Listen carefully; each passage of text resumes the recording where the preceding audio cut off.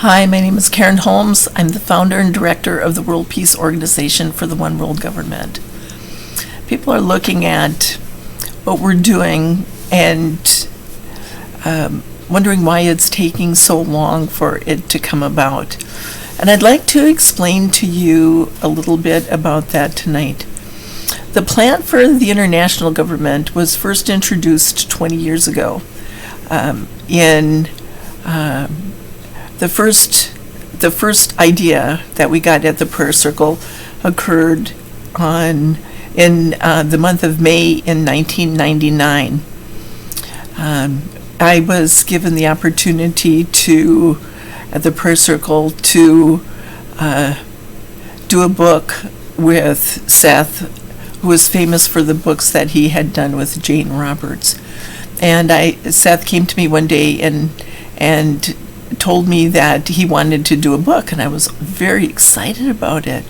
You know, I had channeled him many times at the prayer circle, and then he said he wanted to do a book. He wanted me to put my daughter to bed at a reasonable time, and then my husband, who's now my ex-husband, and I were supposed to get together. He would take notes, and then I would channel the book.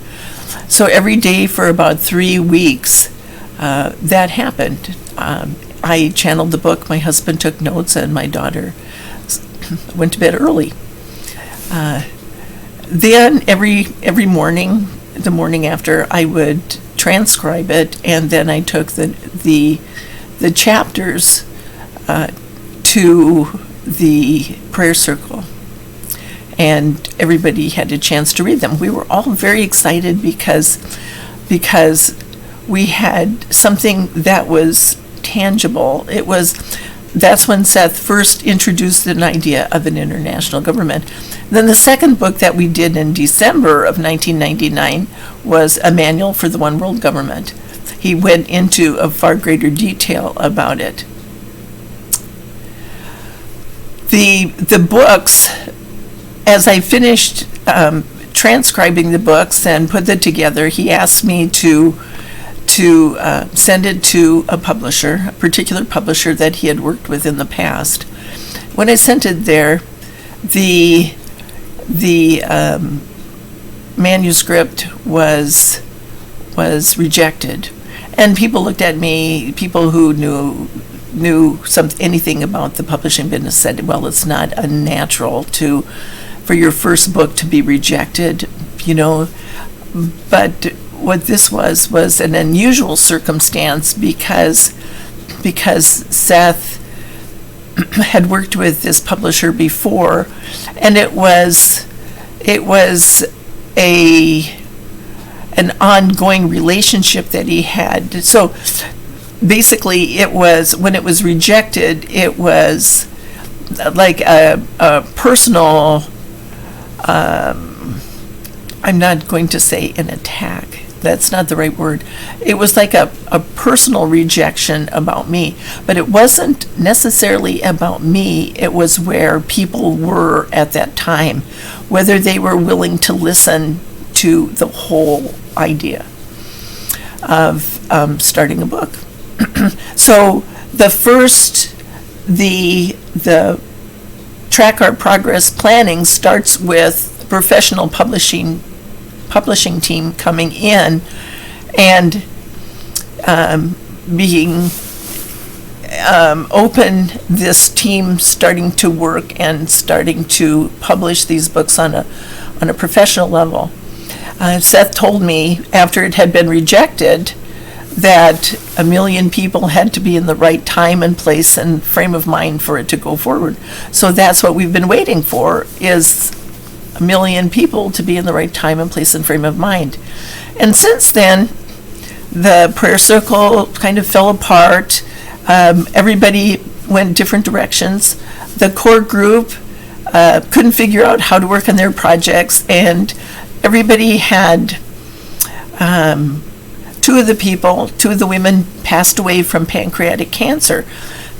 So then another one passed away too. She was in a nursing home, and she just had family issues, and everybody had family issues, and everybody had problems. And the thing of it is we have these ideas, but we didn't know how to bring them about. We didn't know how to establish them.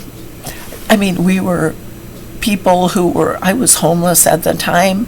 How could I start something that was so big, a plan for world peace, being homeless and being in a situation where I had nothing at all? I had to build it up, and the rest of the team the core group had health issues and were getting sick, and they had family issues, and we just didn't know what to do. So after the people died or walked away with their own projects, and they decided that they were going to work on their own, what happened then was they started to channel a great deal of information about the planning process. I started channeling more books, the planning process, the books on how to get out of the crisis, the Pass It On books, the government proposals, the newsletters, the original newsletters, and then I started it was so flowing all the time. That's when I came in here. I had been going to a local library, and using their computer and such, but then I was given an old computer, and I was able to work all the time in the storage unit. The storage unit it would be like let's say a 4-car garage, the size of maybe 4 or 5-car garage. This has been used as an old truck not a warehouse, but a truck repair shop at one time. So it has a big door on the front of it, and it's like 12 feet tall and 50 feet, 60 feet long, and maybe 30 feet wide. Okay, so it's a fairly large room, basically, and I've turned this into where I work. So this is a place where I've continued to work. I've gone to the library, and I've gotten books out. I have the internet, so I've been able to use this area to do most of my work. But in the meantime, all of these events have been happening. In 2011, the idea had trickled up to the world leaders, and they had started to open it up to debate, and it started to gain momentum, outside of what I had any say over. But it's still. What happened then, at that point in time, still things were happening here. I was very isolated at the time. The people were all going, but what happened then was very, very, a great deal of activity was going on outside of my awareness. I'm not going to talk so much about that, because there's one play that I channeled the first act, the introduction and the first act for already, and that is You Will See. It's a play that I'm working on with William Shakespeare, and it's all about, it will explain what happened outside my awareness, and the people who have been doing a hostile takeover of my organization. In a way, what has happened is that information, let's say you have a group of people and you haven't seen them. This is a small town, but people don't, it's unusual, because you'd think you'd see people on the streets, or you'd run into them at the store, but everybody has kind of their own paths that we follow, and we don't necessarily see each other very often. I can go for 5 years and not see somebody that I know, because we just have different paths that we go on. And so this is 200 people, and 200 families basically, but half of them are my organization, and the people that are associated with my group, we're inventors. We have ideas, and we're introducing ideas. My group of people have never had any opportunity to really excel at anything. We're like people who've worked, but we've never had things go well for us. We're intelligent, we're capable, but it's like we got left out when everybody else was doing things. The other group of people, basically what we're doing now is there are two groups of people. My guide was Seth, who helped me, who came to channel. I'm like a channel here, and then another group of people, we're like two Seth channels that are coming together, and I'm going to be working with the books, publishing the books on an amateur quality level, and then he will help bring together the professional publishing team. In a way, what is happening here is like this is like an example of how the flower of life pattern works. Let's say that a male and a female come together, and like in an embryo, or it creates it starts an embryo, or a seed. It comes together when it's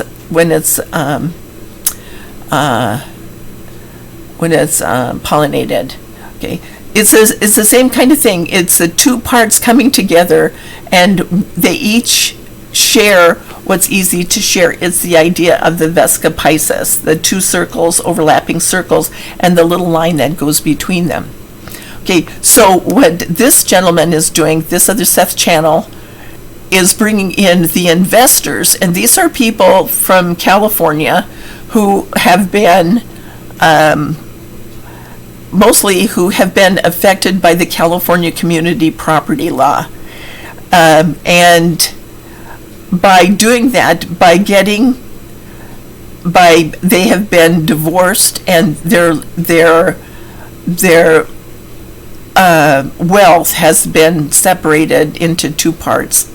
Okay, so let's say I'm from Oregon, and my people are from this area, but they're scattered. But he's from California, and all of those people, it's like two large groups of people who will be coming together, and these are the 200 people who make up the organization. Now, I'm the only person now who's actually in the organization, except for I have members in 87 countries.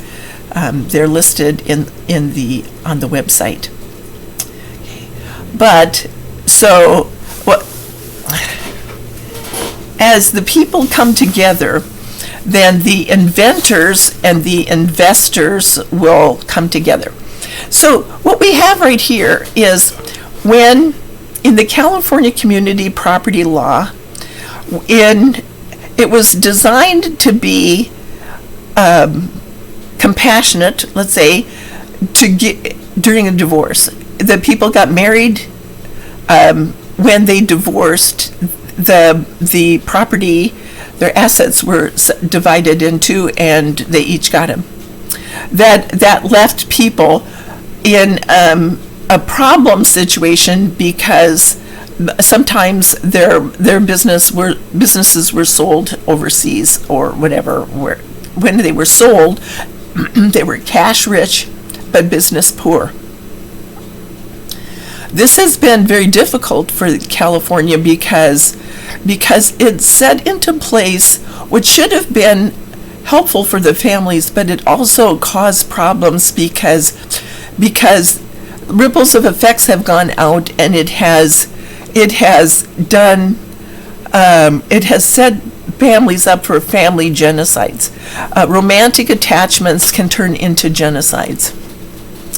because when the goals are separate, they go different directions, and under the circumstances, if let's say the husband is working late and the wife, as a trophy wife situation, she's afraid of her losing her looks, getting older, losing her looks, and her financial support. If she's equating her looks and her financial support, she can retaliate and,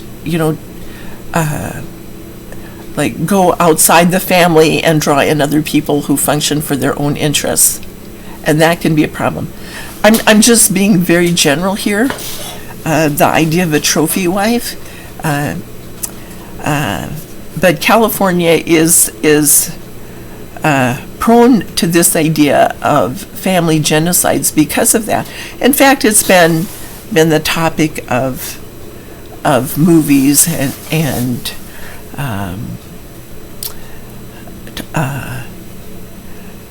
so this is something that has to be addressed, and this is one of our projects.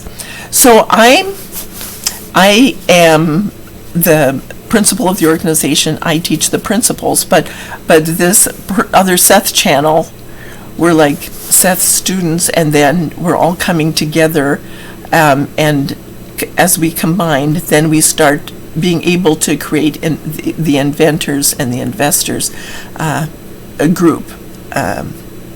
So I'm responsible, let's say, for the Iraq proposal, and he's responsible for the constitutional amendment proposal. I'm responsible for the amateur quality books, but then he can bring in the professional publishing team. There has been a hostile takeover as people who function for their own interests have come in. They have attempted to weave an illusion that they are in charge of the organization, but our projects are based on our talents and gifts, and nobody can do anybody else's project.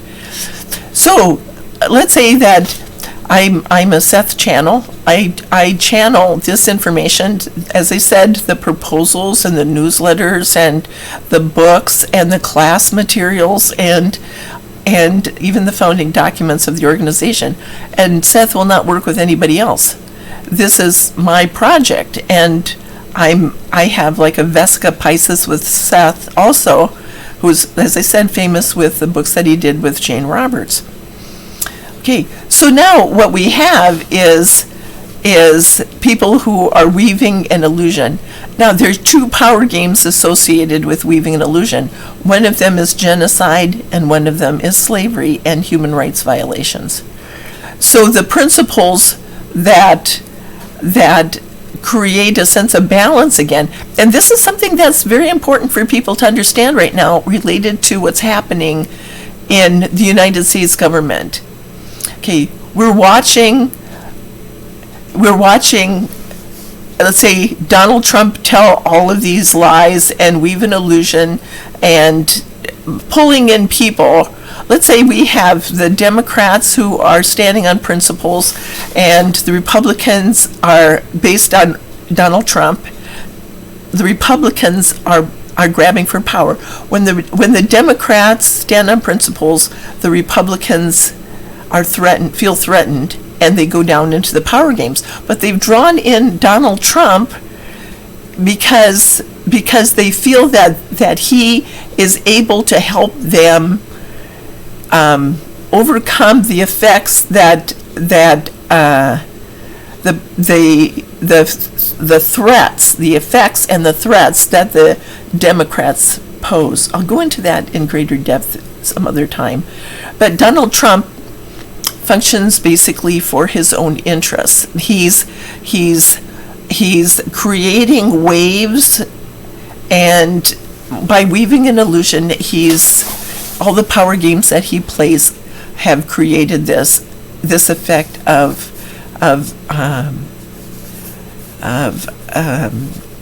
the waves and illusion, and how do you cut through that?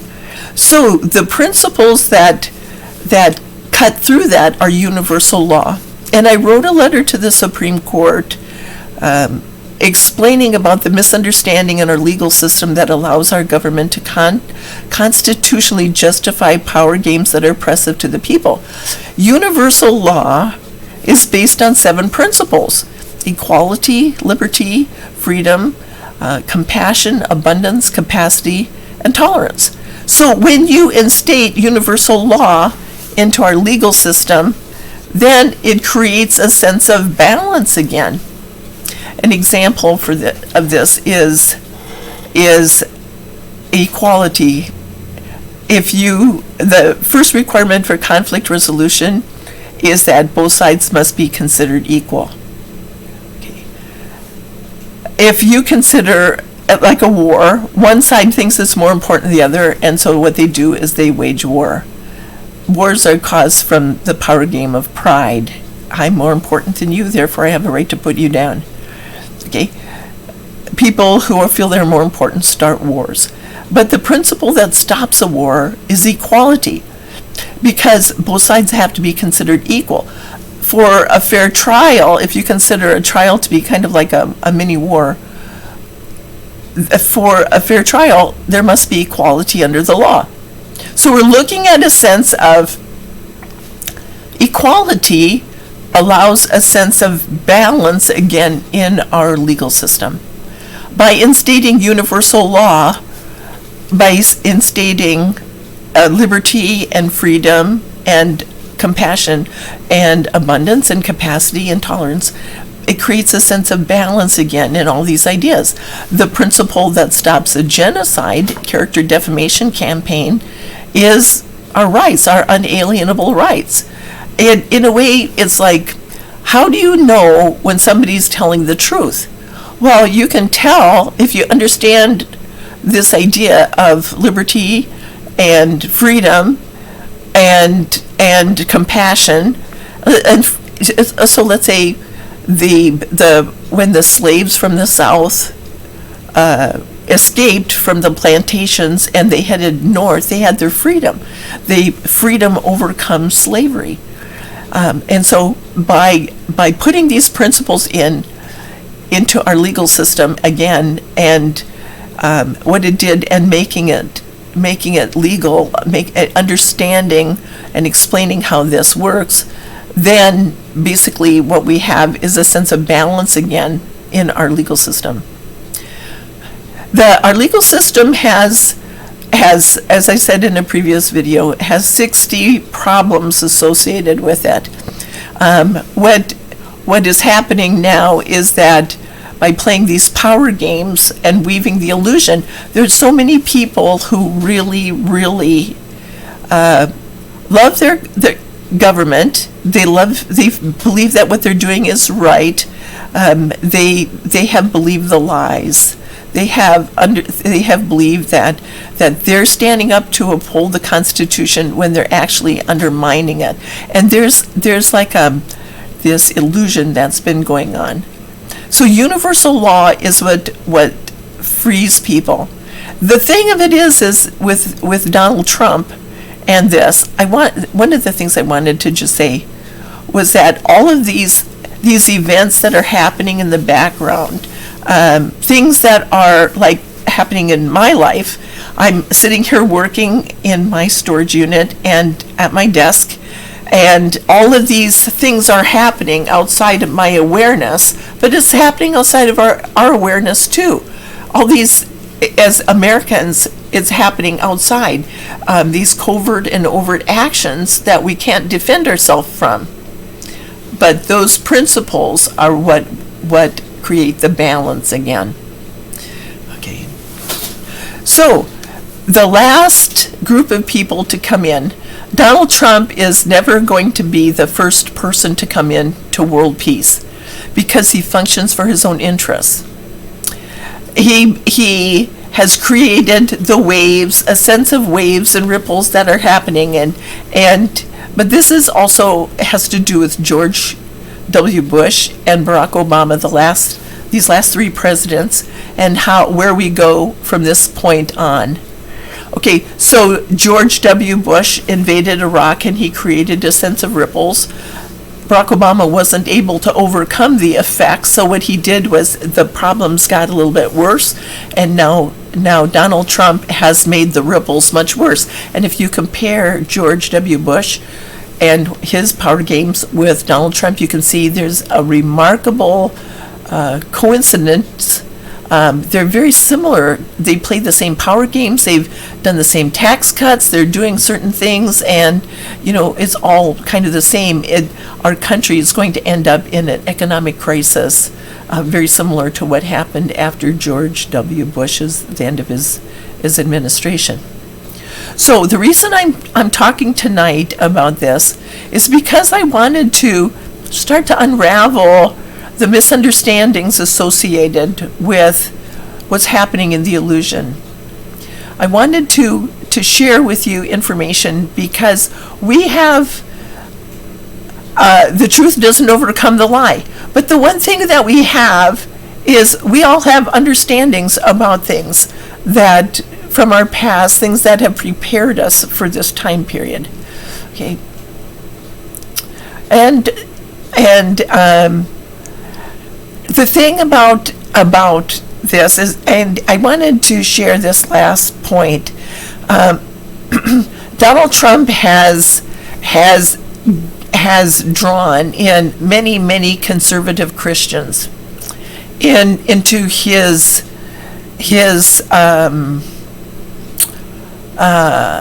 support, into his support level. Okay, he has told them lies, and they have believed what he has to say. The thing of it is, though, is that this time period is known as Armageddon, the Rapture, and many Christians have felt that they are automatically saved because of their belief structure. But it's not that you believe that's important, it's what you believe. Because what you believe puts you into a certain situation. It pegs you at a certain level.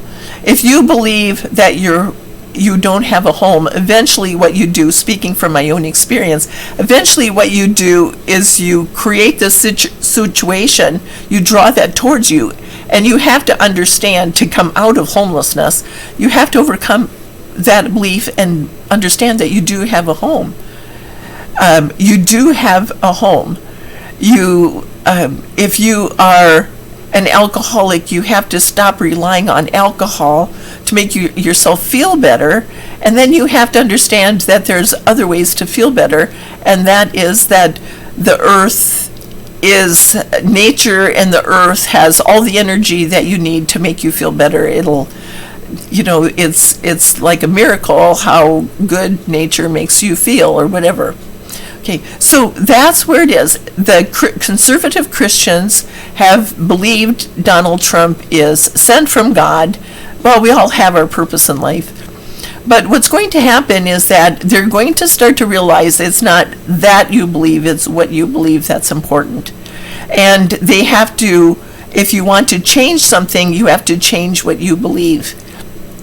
The conservative Christians are about to face a really difficult time because they're going to realize that the rapture is here, Armageddon is here, and they're not automatically saved, because the people who stand on the principles have gone up.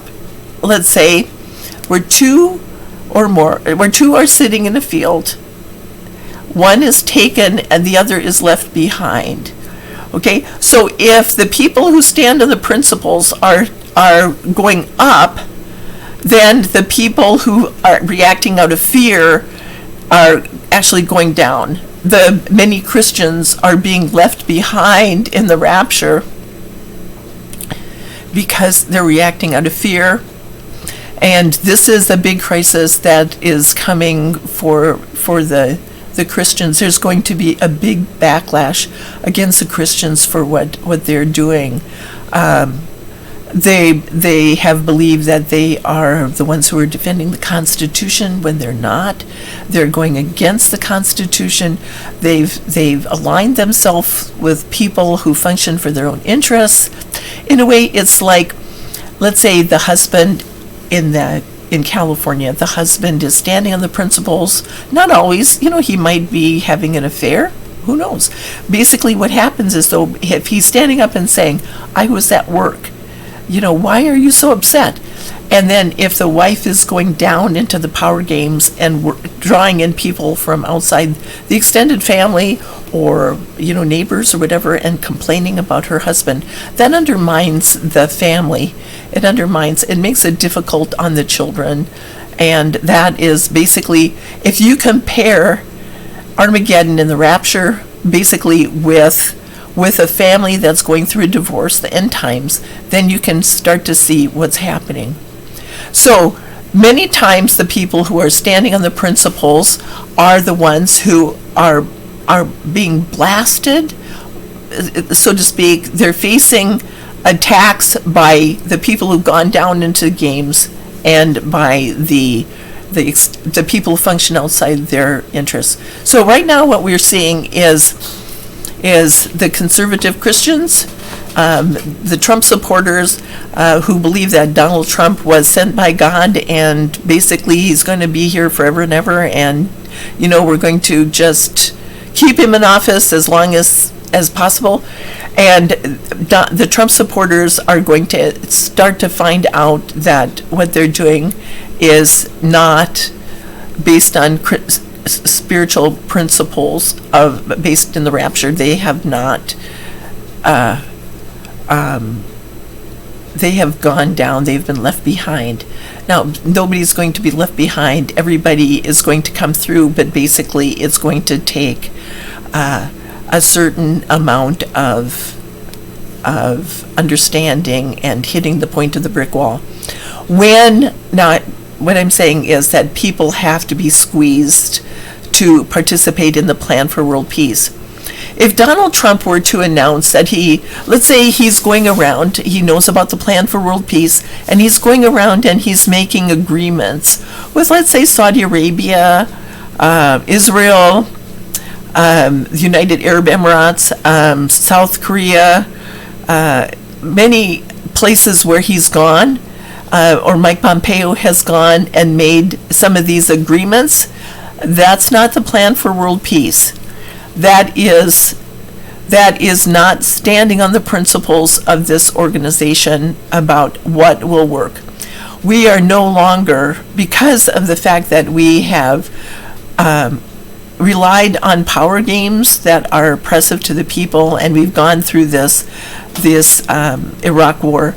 We're no longer one nation under God, indivisible, with liberty and justice for all. Basically, we have gone down into the power games.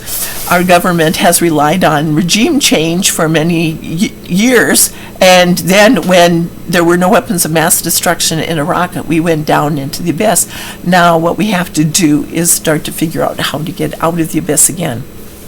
Okay, that is what's happening right now, is there has to be this coming together of the two sides where one has the power and one has the idea, the solution.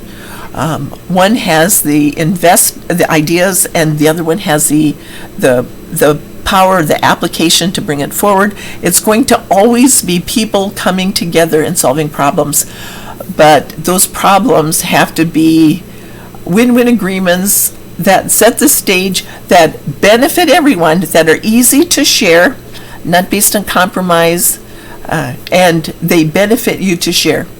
Now, if Donald Trump has gone to talk to these world leaders and says, well, I'm making this idea, we have to understand that if he's functioning for his own interests, our foreign policy is going to be totally